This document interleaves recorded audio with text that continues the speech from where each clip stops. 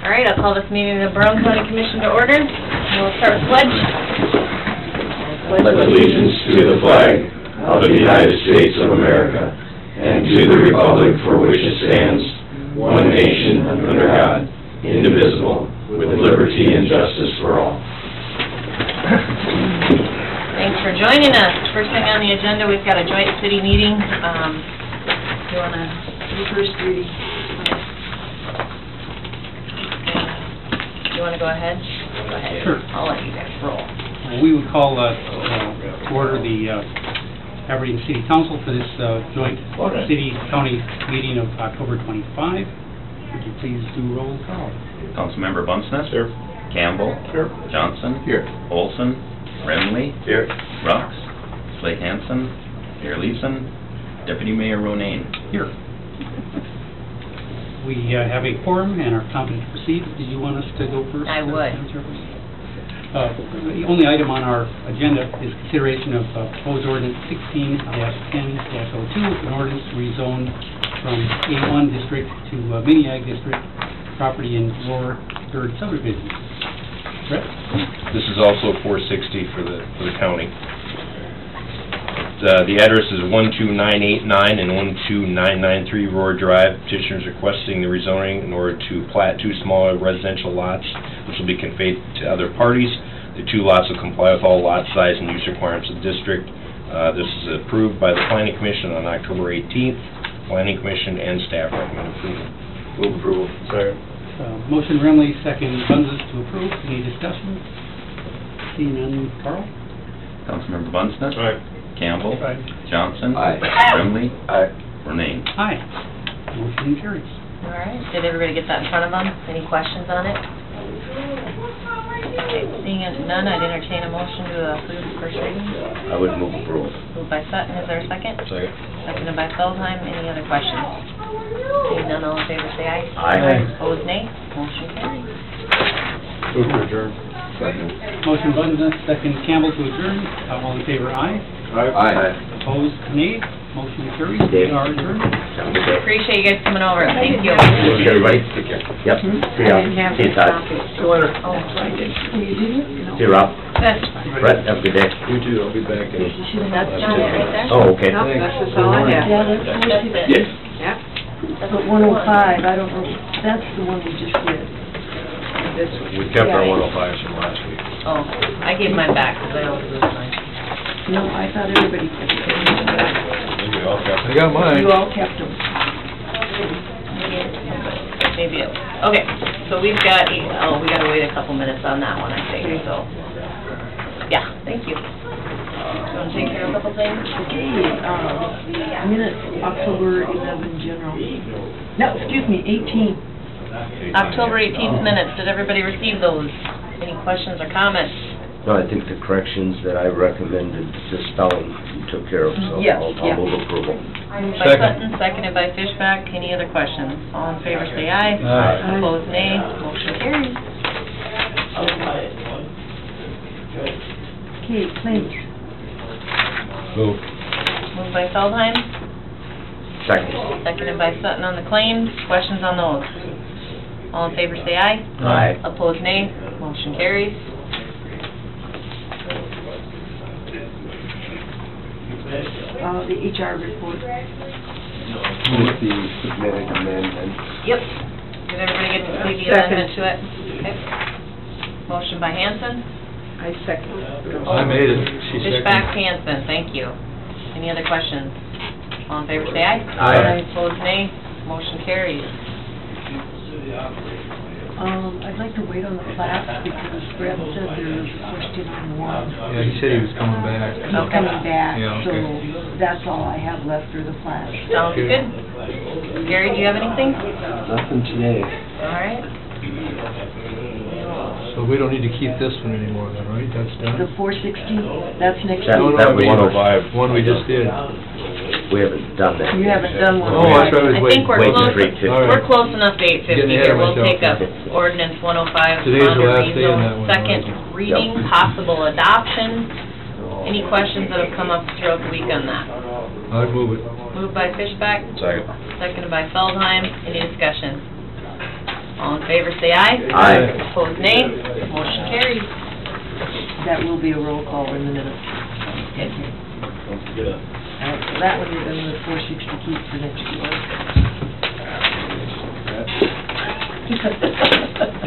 I can keep it, but I seriously lose it all the time.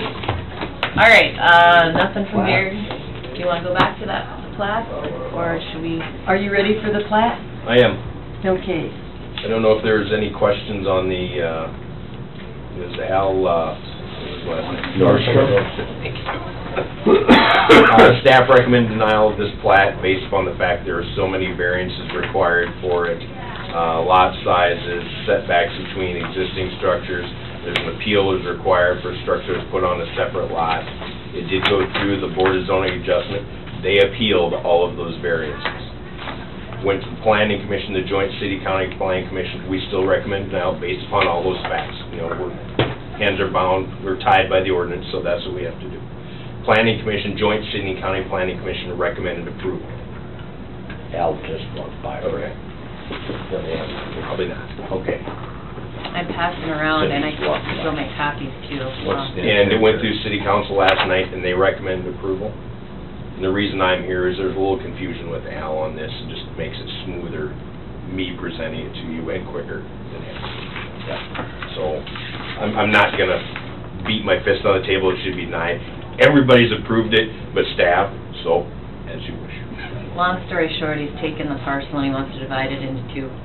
It's a two-story house, and he's having trouble accessibility-wise as he's getting older. He wants to plat off the one piece, sell it with the current house, and build his own house that's one level on the other piece. Is that fair in your? And the Planning Commission did put a stipulation on there that he remove the current access that he has and move it to the north, so it's on the joint property line, so there's one access for both lots. The way he currently had it, it was an easement, was kind of going kitty-wampus across one of the existing lots. I think it made it pretty difficult for him to develop it otherwise. I would move approval. Well, should we do, you want to do that one separate, or do you want to do all of them at once? Since there's questions on that one, maybe we should do that one separate. I'd second it. Okay, we've got a motion from Sutton and Is there a any second neighbors from protesting Hanson that? on the, He owns land on the, he and his on family the own land in the Nordstrom north, so. plat. And did you say he walked by? Did he want to say anything? I don't think so. Okay. And I'm passing that around, so basically, this entrance off of the road will come off, and the stipulation on it was he put one right there. To the middle for the Yeah. plots 1 and 2. Yeah. So that'll come out, and it'll go up there. Okay. Is there a new drawing on it, or? And then, We will have one. Does that have the easement on it, that, the Mylar? That one does, yeah. Okay, then that's. The access easement. So the new one will just have access. Right here. Yep. Yes. Between the two lots. Out the country ways, huh? Yep. Richmond Road. Yeah, it's a half mile east and about a quarter mile north of me. Okay. So this easement will go away, that access easement. So we got a motion, or? yeah, I was Yeah. just making sure everybody got a chance to look at it. Okay, any other comment? All in favor say aye. Aye. Opposed nay, motion carries. Then let's take up the Blake Thank Wal. you. Yeah, thank you Thanks, for Brett. stopping in, appreciate it. Blake, Walter, New Angus, Roar, and Olson are the other ones we have. Was there any questions on those? I'll move them. Moved by Hanson, Second. seconded by Fishback, and then any other comments or questions? All in favor say aye. Aye. Opposed nay, motion carries. I was gonna say, didn't we do some of that before? We vacated some before, didn't we? Yeah. That was the J Street entrance. Okay, our next item is not till 9:05. No, 8:55. Yeah, it's Yep, out it's here. not quite here yet. Yes, she is. Yep, she's here. Okay, bring her on in. Good morning. Good morning, Good morning. how are you? Good, how are you? Good. Great. Good. Okay. Okay. Okay, here we go, eh? This will be short and sweet. All we're doing is flu shots, so.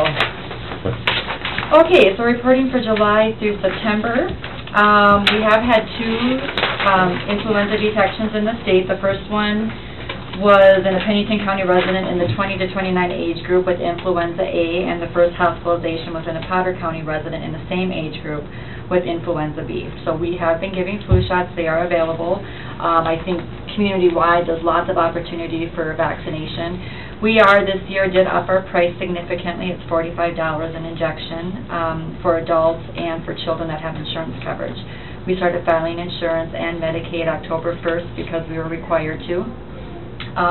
So that kind of changed how we're doing business. For children that qualify for the Vaccines for Children program, which is a funding source, a federal funding source to help pay for that, the vaccination is $20 based on their ability to pay. So if they can't afford that $20, we will waive that. But we won't waive for anybody else as we've done in past years. Also, as in past years, we're not a Medicare provider, so we're really encouraging all those people that have Medicare coverage to seek vaccination with a provider that can file Medicare for them. Last flu season, 56.6% of South Dakotans got a flu shot, which is the highest vaccination rate in the nation.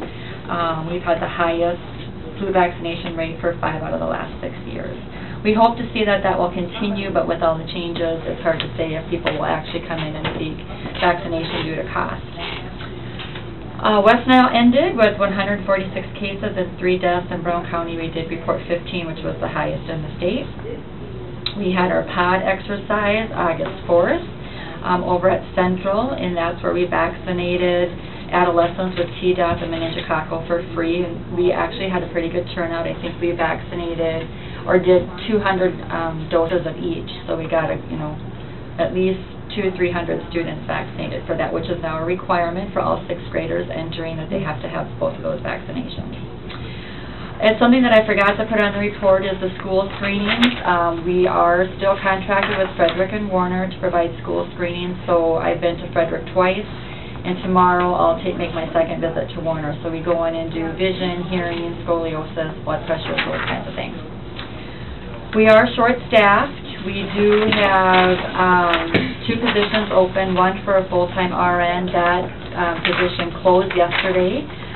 So we'll probably be doing interviews in the next couple of weeks, and we'll also have a .6 clerical position open. Jan Byers, who's been with the state for many, many, many years, has decided to retire, and her last day is December 1st. Did she have a lot of apps for the RN? Actually, it's the 2nd time it's been open. The first position that we hired did not work out, and she was let go, and at that point we'd only had 5. So I don't know what we'll find this time. So the RNs are keeping pretty busy in Aberdeen then, huh? Yeah. What was, do you know offhand what the opening salary for that is? For the RN, I don't. Okay. I'm guessing it's 20-something, but I couldn't say for sure. Sure. Yeah. And the clerical, I think, is 11-something. And full benefits, with a part-time position. So, anyway, that's all that we've done over the past few months, and we'll just continue to do flu shots and provide family planning and WIC services on a daily basis. Did you say the cost of the flu vaccine went up this year? What was it I last? think it was 20 or 25. Yeah, I think it was 25 last Sure, year. it's substantial increase, that's what it was. Yeah, the funding is not there with the Affordable Care Act. They just presume that everybody has insurance, and insurance is supposed to pay for the vaccine. So the federal funding has changed. So we really have to operate as a business because it's not there anymore. So we're also not going into the schools as we have in past years. We did offer that to them as an option, but anybody that comes in, we have to make a copy of the insurance card, and so we don't have the staff to do that, and the school wasn't willing to post staff either. You collect the $45 plus take the insurance card? Or? No, we'll file insurance and then bill them if the insurance doesn't cover. People pay the $45, you don't need their insurance card? No. Insurance should cover. A lot of insurances will pay that. They will, yeah. They're supposed to cover vaccine at 100%, so in theory, South Dakota didn't expend Medicaid, so we have a significant group of people that are uninsured. And so, we're one of the few states that didn't, so. usually. It's $45 a dose, is that pretty much actual cost, or is that still That's reduced? with the administrative fee. Okay. Yeah. But I know you can get it all at other places for cheaper. I know we were just in Sioux Falls and Costco had it for $15, so you need to kind of look around. Sure. But I think within Aberdeen or within South Dakota, that's pretty average price. So. All right, Any any other other questions? questions? Comments? What strains of flu are you protecting Like against the this year? aspirin. The It's same. always higher. We have a quadrivalent influenza A and B. Yep. And whether or not it's a good match, we won't really know until the influenza season takes off. So last year we didn't have a very good match, so we're hoping this year we do. Okay. Sounds good, well, thank you All much. right, thank you. Yes, I'll Thanks, see you in Deanna. 3 months.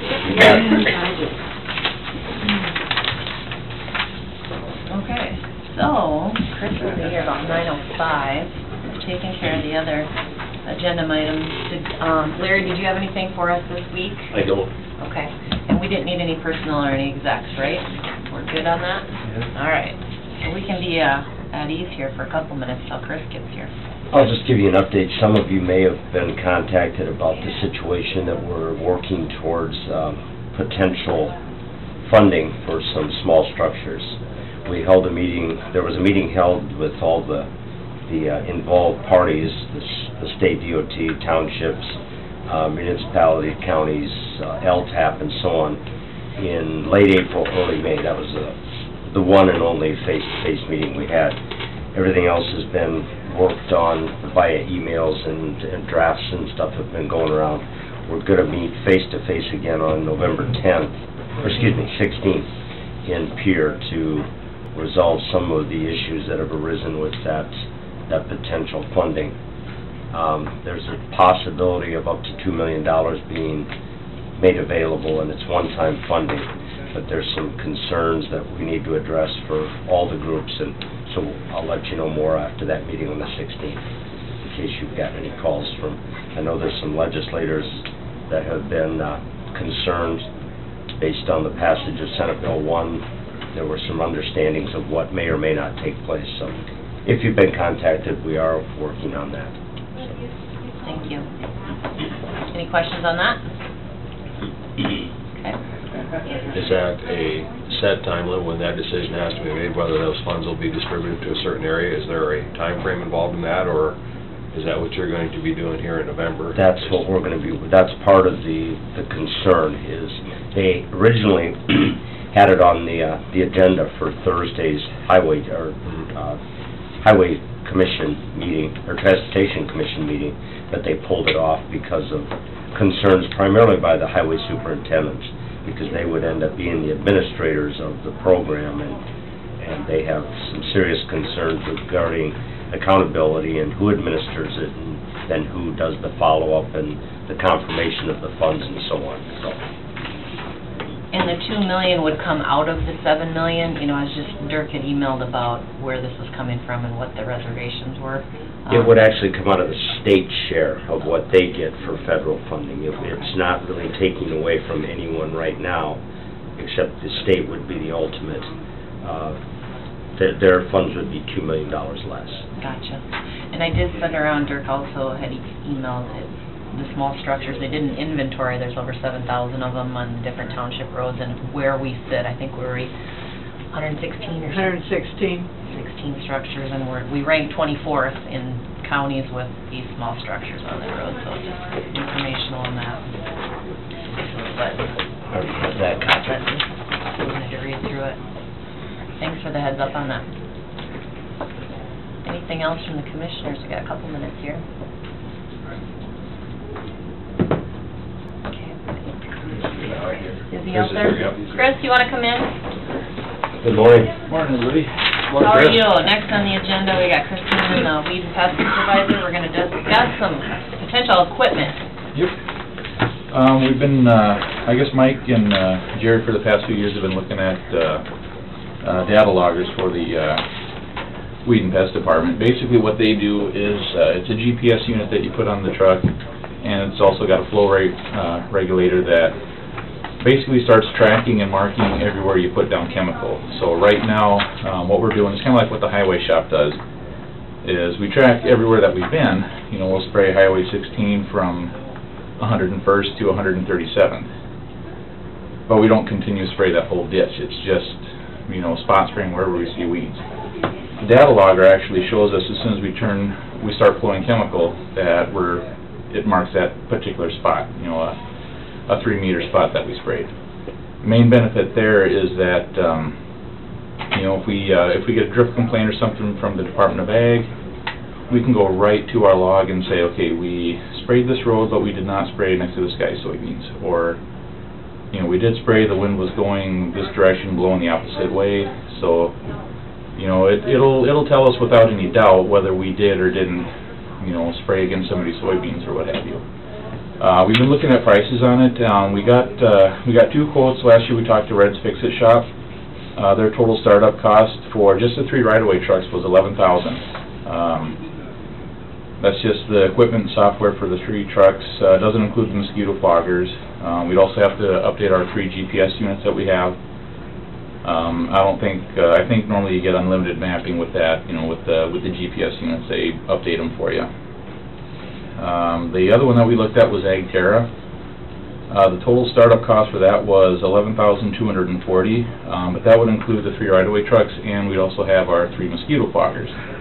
What we're looking at doing, and we discussed this in the last weed board meeting, was to use the money that Mike had budgeted. He put in the 2016 budget an increase for the data loggers, and use $9,740 of that to get the right-of-way truck set up, and then we've got mosquito grant money. We can use $1,500 in the mosquito grant to actually get the mosquito trucks set up. There's also it's $1,100 annual licensing fee for the mapping software, but that also does include storage. I had a question on that. How long the mapping and data and everything is stored. They actually do store that. We own the data. It's our property, but they include the storage of that. And there's no limit on how long they keep it. As long as we're actively subscribed, they keep that forever. If we drop our subscription, they'll hang on to it for a year. If we do decide to download the data on our system, he said the reports are usually 1 to 5 megabytes per report, so they're not overly huge. And, you know, so we have everything that we needed if the Department of Ag called. As far as the mosquito trucks, the big benefit there would be billing. Because right now when we fog a town like Mansfield or Warner or Stratford, we've got our fogger set up to put out about 5 ounces of chemical per minute. So as soon as we start fogging, we hit a timer, and when we're done, we stop, we take that times 5, and then we put a dipstick in the tank to see how much chemical we actually use compared against that. So it's not, you know, the most accurate in the world. This would actually just measure what we put out. So whether the engine is idling or actually throwing out the fog, it's going to measure exactly how much chemical is going through. So long term, I know it's something that they've been looking at to, you know, enhance the overall weed and mosquito program. So, got 2 invoices here. You know, the weed board, they were okay with go ahead and getting this set up. So, just wondered if you guys had any thoughts, questions, or concerns. Which one do you prefer there? Do you have I definitely prefer the one from AgTerra, just because the one from Red's, it's more of a manual process. We looked at that. They've got an actuator that's got, you know, 6 programmable buttons on there, so you can track your weeds, but you actually have to manually flip it. The one in AgTerra, all you do is you turn on your sprayer and it starts marking chemical. And plus, this one automatically, as soon as we get to where there's Wi-Fi, it'll automatically download the data. This one here, we'd have to pull the SD card out, put it into the computer, and upload it. We'd also have to be responsible for storing all the data. This one here, they store it for us. As far as features on the AgTerra one, I mean, it's really customizable. They've got different reports that you can run. So we can say, we can compare year to year what we sprayed on each road. Are we using more or less? It'll say, which truck sprayed more, which, you can can do graphs, charts, all sorts of neat stuff with it. So, with the Department of Ag, when we do the year-end report, they always want to know, is there an increase or decrease in the noxious weeds that we've been seeing? I think it's a good tool to have. Yeah. Sounds like it. Will they charge you if you decide not to go with the, when you stop going with that company? How much will they charge you to download that? Nothing. It's, the data is our property. We own So that. they will not charge you to download? Nope, they're just gonna store it for a year, and then after that, then they purge it on their end. Okay. And I see your budget is about 67%, which, you're taking this out of supplies, and then this, you're pretty well spent out on this budget already, or? No, we've got, let's see, supplies and materials is what he put on there, I think, So that's at where's he at? 17 balance right now. Okay. Our So- balance is 17, or, On that, on the... is that supplies or repairs? On supplies, Okay. was 17. That's what I'm wondering, are all your chemicals and everything, all the Oh, invoices yeah. through there? Yep, we've got, well, the chemical budget, we just placed our, I think we just got our last order in.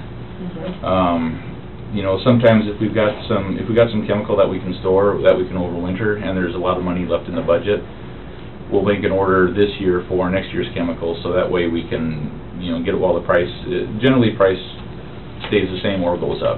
Nothing usually comes down. So just to make it easier on next year's budget, you know, we could order some more chemical this year just to store it, and then... But this has to be delivered, doesn't it? Well, where are we at with that grant? I haven't looked at With the mosquito grant? No, the other one. Have you spent anything on that yet? No. No, Okay. we're still, And see, I can't remember the amount, 5,500? I want to say 57? 57? Does that sound right? Right Yeah. in there, Mhm. yeah. So that, once the automatic supplement is done, will increase the line item. Okay. Okay, and chemical, you have a balance of 32,000 in it yet. Mhm. So that's what you're saying, you're going to go ahead and order for next year out of? For next year's chemical, yeah. I mean, we can get a start on some of it. A lot of it, you know, we don't want to get everything out of this year's budget.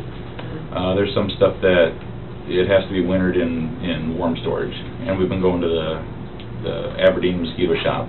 They've been letting us store all our liquid chemical out there. Okay, so then we'll get deliveries. Mhm. Well, you have the budget for it. So basically, wondering, number one, is it okay if you go for it since it's a fairly big purchase? And number two, how to go about funding it, whether we use the grant, whether we use, because one thing we need to keep in mind is we have auditor's office staff that have picked up the slack and helped as the part-time for the weed department, doing all the, you know, tracking those townships that are doing the cost share with the mosquito grants and things like that. So it's a little bit more work for them, depending on how the weed board decides to go and divvy out those, you know, the grants that we're getting from the state.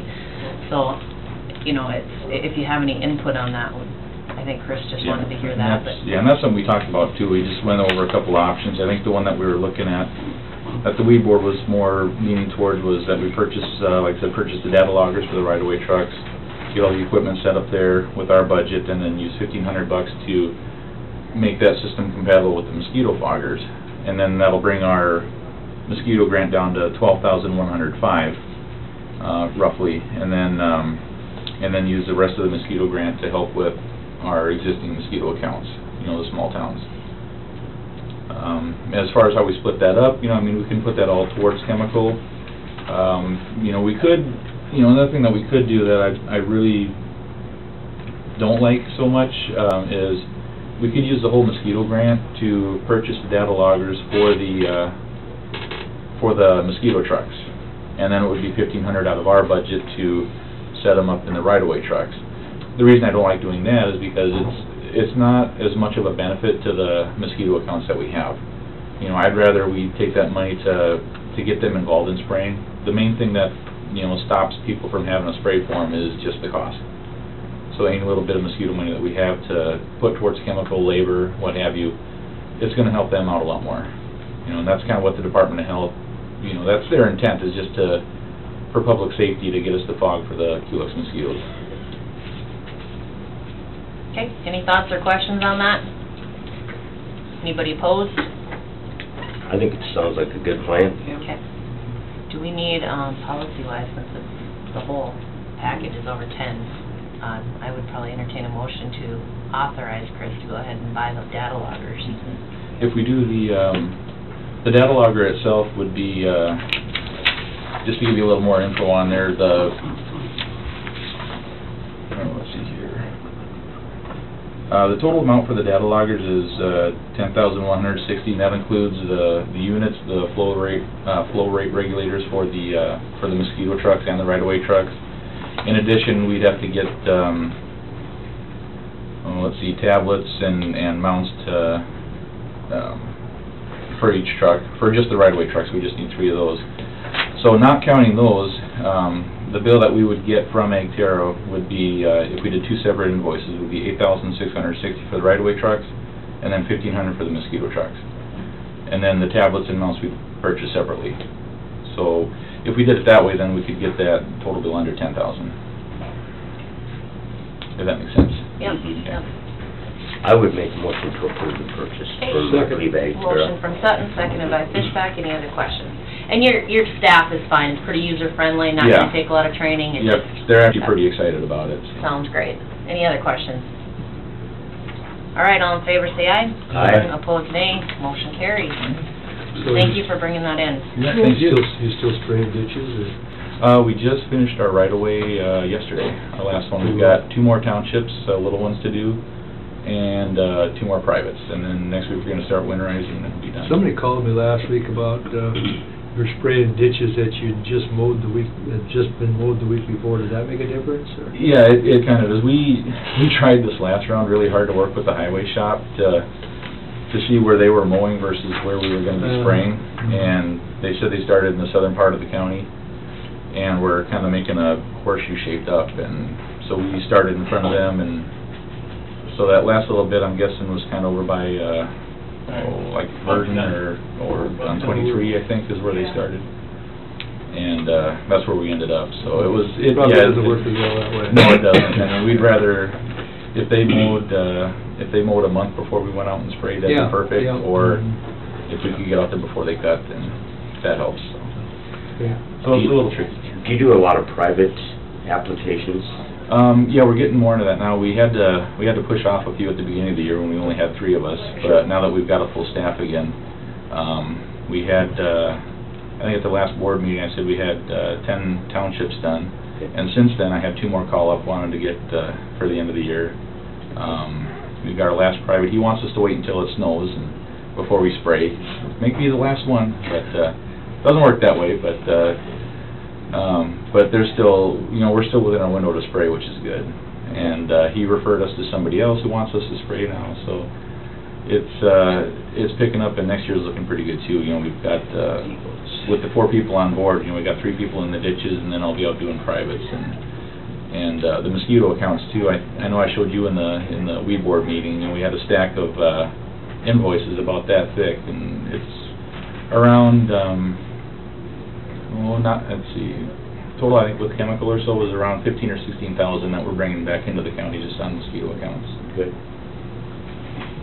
But they're, once again, very aware of not trying to compete. If there's other people that want those accounts, Exactly. they're sure pushing them off, but it's tough to find people that want to Right. go out in the country and just do a few. And, I think we've Appreciate it. actually got a pretty good niche right now where,